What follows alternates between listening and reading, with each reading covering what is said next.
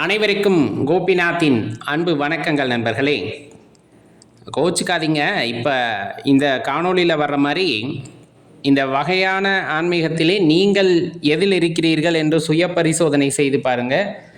உங்களால் சொல்ல முடியும்னா கீழே கமெண்டில் பதிவு பண்ணுங்கள். ஏன்னா இன்னைக்கு ஆன்மீகம் அப்படிங்கிறது அகவழிபாடு சம்பந்தமானது மட்டுமல்ல அப்படிங்கிற மாதிரி ஆயிட்டுது. அதை பற்றின ஒரு தெளிவுக்காகத்தான் இந்த பதிவு. பொதுவாக ஆன்மீகம் அப்படின்னு சொன்னோம்னா அகத்தேடல் சம்பந்தப்பட்டது. அகத்தேடல் அப்படின்னா உள்ளிருக்கக்கூடிய இறைவனை உணர்தல், அவருடன் இரண்டர கலத்தல் அப்படிங்கிற அந்த விஷயங்களை பற்றி அடிப்படையாக கொண்டது நமது பாரம்பரியத்தில் இந்த ஆன்மீகம் என்னும் சொல்லுக்கு விளக்கத்தை சொல்லிவிடலாம். ஆன்மாவை தரிசித்தல் அப்படிங்கிற மாதிரி நிறைய விளக்கங்கள் சொன்னாலும் அது அகவழிபாடு சம்பந்தமான விஷயம். இப்போ இந்த அக வழிபாட்டிலே நாம் எந்த இடத்தில் இருக்கிறோம் அப்படின்னு சுய பரிசோதனை செய்து பாருங்கள். அதாவது இறை சக்தி உண்டு, இறை ஆற்றல் உண்டு. அந்த இறை ஆற்றலை தவிர அடியேன் வேறு எந்த ஆற்றலையும் கைத்தொழ மாட்டேன் அப்படின்ட்டு ரொம்ப வைராக்கியமாக இருக்கிறவங்க இந்த உலகத்தில் உண்டு. ஓர் இறைவன் அப்படின்னு பிடிச்சிட்டா அவ்வளோதான். அதுக்கப்புறம் எதை பற்றியுமே அவங்க கவலைப்பட மாட்டாங்க. சிவமே அப்படின்ட்டு போகிறவங்க நிறைய பேர் உண்டு. அந்த வகையாக நாம் அப்படின்னு யோசிப்பாங்க. நிஜமாலுமே அது சந்தோஷம் தரக்கூடியது. வாழ்க்கையில் எந்த கவலை வந்தாலும் சரி, வாழ்க்கையில் எந்த சந்தோஷம் வந்தாலும் சரி, எல்லாம் இறைவனுக்கு அப்படின்னு அர்ப்பணித்து விட்டு சென்று கொண்டே இருப்பார்கள். இவர்கள் ஒரு வகை.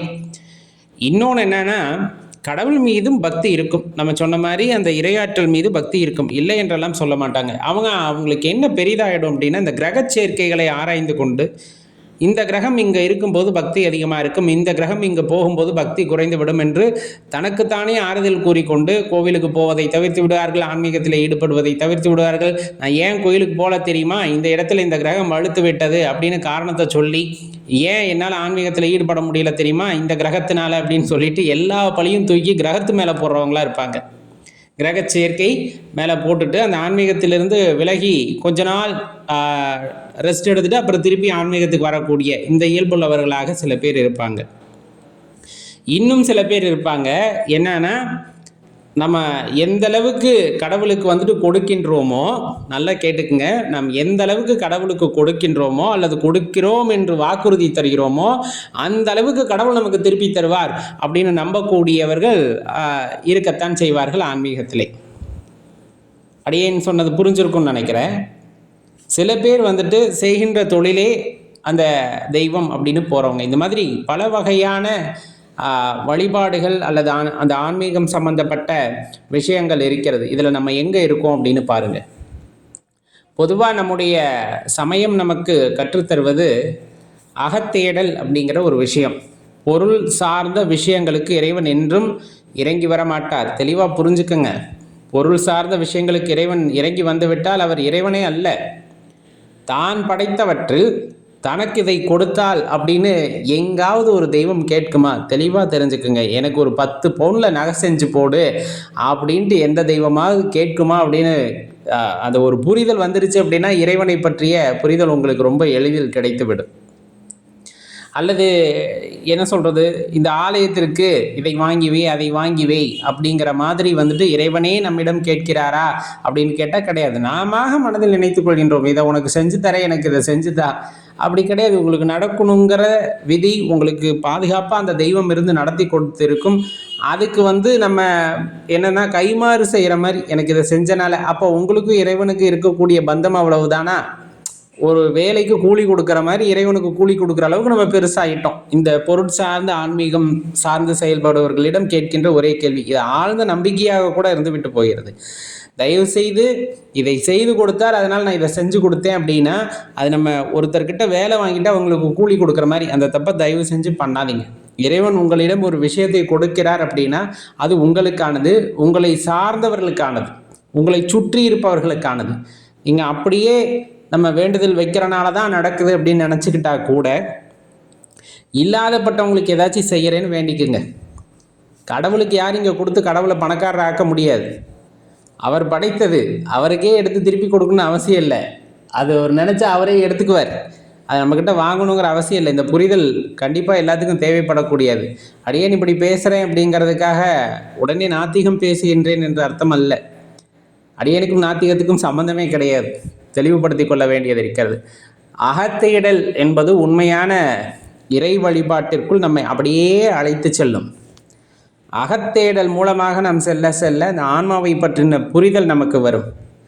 இன்னும் ஆழமாக தேட தேட இறைவனுடைய அந்த அனுகிரகங்கள், அந்த அன்பு, அந்த பாசம், இந்த விஷயங்களை எல்லாம் பற்றி நாம் தெரிந்து கொள்ளும் பொழுது அன்புமயமாக மாறுவதற்கான முயற்சியை நாம் மேற்கொள்வோம். அப்போ அது உண்மையான பக்திக்கு ஒரு இலக்கணமாக இருக்கும். இதை கொடுக்குறேன் அதை கொடுக்குறேன் அப்படிங்கிறத தாண்டி இன்னும் சொல்லப்போனால் அகத்தேடலை விட்டு புறத்தேடலில் செல்வது, இந்த மாதிரி சில விஷயங்களை எல்லாம் நாம் தான் உணர்ந்து கொள்ள வேண்டும். அடியேன் இது தவறு சரி அப்படின்னு சொல்லக்கூடிய அளவுக்கு ஆன்மீகத்திலே கரைந்தேர்ந்தவரும் அல்ல. அதனால் இதை பற்றின புரிதல் உங்களுக்குள் இருக்கிறதா என்று யோசித்து பாருங்கள். அது சரியான புரிதலா அப்படின்னு யோசிச்சு பாருங்க. அப்போ உண்மையான ஆன்மீகத்தை நாம் எவ்வாறு தேட முடியும், ஆன்மீக பாதை எது எப்படின்னு எப்படி உணர்ந்து கொள்ள முடியும் அப்படிங்கிற பல வினாக்களை மனதுள் எழுப்பினீர்கள் என்றால் கண்டிப்பாக அதற்கான விடையும் கிடைக்கக்கூடும். அதன் மூலமாக நாமும் கரையேறக்கூடும் என்பதை தெளிவாக ஞாபகத்தில் வச்சுக்கோங்க.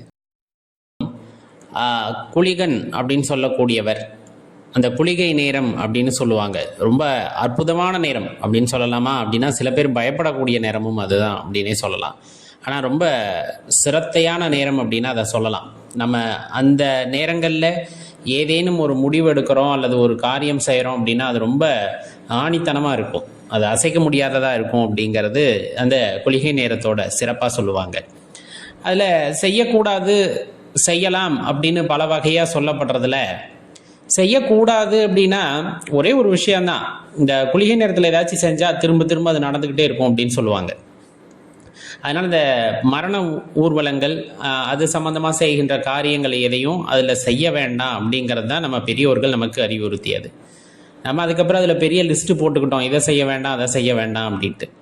அது நல்ல நேரம் அப்படிங்கிறனால என்ன சொல்கிறது, சுப காரியங்கள் செய்ய ஏற்ற நேரம் அப்படின்னு அதை சொல்லுவாங்க. அந்த சுப காரியங்களே சில விஷயத்த செய்ய வேண்டாம்னு சொல்லுவாங்க. இந்த வாடகை வீடு பால் காய்ச்சறது, வீட்டை காலி பண்ணுறது, இன்னும் சொல்லப்போனால் ஏதாச்சும் நல்லதுக்காக கூட அந்த நேரத்தில் கடன் வாங்கிறது, இது எல்லாமே தவிர்த்துக்கிறது நல்லது அப்படிம்பாங்க. திரும்ப திரும்ப அது நடக்கும் அப்படின்னு. ஆனால் சிரத்தையாக்குறது அப்படின்னா இப்போ நம்ம கடை வாங்கினா தொடர்ந்து கடை வாங்கிக்கிட்டே இருக்கணும் அப்படிங்கிற கணக்கில் வரும். ஆனால் சில பேர் என்ன சொல்லுவாங்கன்னா கடனை அப்போ திருப்பி கட்டு சீக்கிரம் அடை, அப்படி கிடையாது, காலம் முழுசு அதை செஞ்சுக்கிட்டே இருக்க மாதிரி இருக்கும். அப்போ அந்த நேரத்தில் கடனை கட்டலாமா அப்படின்னா அதையும் தவிர்த்துக்கிறது தான் நல்லது. அதுக்குன்ட்டு சில நேரங்கள் சித்தர்களால் நமக்கு கொடுக்கப்பட்டிருக்கு. அந்த நேரங்களில் கடனை திருப்பி செலுத்துறது சிறப்பு அப்படிங்கிறத தெரிஞ்சுக்குங்க. மைத்ரு முகூர்த்தம் அப்படின்னு சொல்லுவாங்க, அந்த நேரத்தில் கடனை திருப்பி கட்டலாம் அப்படிம்பாங்க. அந்த மாதிரி நேரங்களில் நம்ம தேர்வு பண்ணிக்கலாமே தவிர குளிகையில் தெரியாமல் சில விஷயங்களை செய்ய வேண்டாம். அது சில நேரங்களில் அது ரொம்ப சிரத்தை ஆக்கிடும். திருப்பி திருப்பி நீங்கள் பணத்தை கட்டிக்கிட்டே இருக்கணும், அசல் அடையும், திருப்பி வாங்கணும், திருப்பி கட்டணும், இப்படியே ஆகும் அப்படின்னும் சில பேர் சொல்லுவாங்க. சரி, என்னப்பா செய்யலாம் அப்படின்னு ஒன்று இருக்குல்ல, இதெல்லாம் செய்ய வேண்டாம். சரி, குளிகை நேரத்தில் என்ன செய்யலாம்? நம்ம இந்த இடத்துல யோசிக்கவே மாட்டேங்கிறோம். அந்த நேரத்தில் படிக்கணும், புத்தகங்களை எடுத்து படிங்க, அது ரொம்ப சிறப்பு. ஒரு வீடு வாங்குறீங்களா, அந்த நேரத்தில் பதியலாம். கண்டிப்பாக மேலும் நம்ம வீடு வாங்கிறதுக்கான அம்சங்கள் இருக்கட்டும் அப்படின்னு நினச்சிக்கிட்டு, அதே போல் தான தர்மங்கள் செய்கிறீங்களா, குளிகை நேரம் பார்த்து செய்யுங்க. கிட்டத்தட்ட என்ன சொல்கிறது அப்படின்னா இறைவனோட பிள்ளையாகவே மாறுவீங்க. தொடர்ந்து நீங்கள் தான தர்மங்கள் செய்வதற்கான வாய்ப்புகள் உங்களை தேடி வரும். செஞ்சுட்டீங்க, அது திரும்ப திரும்ப நடக்கணும் அப்படின்னா உங்களுக்கு பொருளாதாரம் நல்லா இருக்கணும். அப்படி நல்லா இருக்கணும் அப்படின்னா குளிகன் கொடுத்து தானே ஆகணும் இல்லையா? நீங்கள் தான தர்மம் செய்யணும்னா அப்போ உங்கள் வாழ்க்கை அப்படிங்கிறது சிறப்பானதாக இருக்க தான தர்மம் செய்யுங்க. சில பேர் ஆன்மீகத்தில் தியானம் பழகணும் அப்படின்னு செய்வாங்க, அந்த நேரத்தில் செய்யுங்க. அது தொடர்ந்து நம்மளால செய்ய முடியும். ஏன்னா சொல்கிறது என்னால் தியானம் செய்ய முடியல, ஒரு 5 நிமிஷத்துக்கு மேலே உட்கார முடியல, 10 நிமிஷத்துக்கு மேலே உட்கார முடியல அப்படிம்பாங்க. அந்த நேரங்களில் பழக ஆரம்பிங்க. அது இன்னும் ஒரு படி உங்களை மேலே கொண்டு போய் விடும். ஏதாச்சும் புதுசாக கலைகளை கற்றுக்கொள்கிறீர்களா, அந்த நேரத்தில் அந்த இதை ஆரம்பிங்க, அந்த கலைகளை அப்போ தொடர்ந்து வாழ்க்கை முழுவதும் கற்றல் அப்படிங்கிற ஒரு விஷயத்துக்குள்ளே போயிடும். நம்ம ஒரு விஷயம் சொன்னால் அதில் இருக்க எதிர்மறை வினாக்களை அல்லது விஷயங்களை மட்டும் யோசிக்கக்கூடாது. அதை எப்படி நமக்கு சாதகமாக மாற்றிக்கணும், நல்லதாக மாற்றிக்கணும் அப்படின்னு யோசித்தோம்னா அதுக்கான விடை இறைவனை கொடுப்பார். அந்த காலம் ரொம்ப சிறப்பான காலம் தான். சில விஷயங்களை மட்டும் தவிர்த்துறது நல்லது அப்படின்னு மனசில் வச்சுக்கிட்டு குளிகை நேரத்தை அணுகணும் அப்படின்னா கண்டிப்பாக அந்த குளிகை நேரம் அப்படிங்கிறது ஒரு அற்புதமான நேரமாக அமையும் அப்படின்னா அதில் மாற்று கருத்து இல்லை.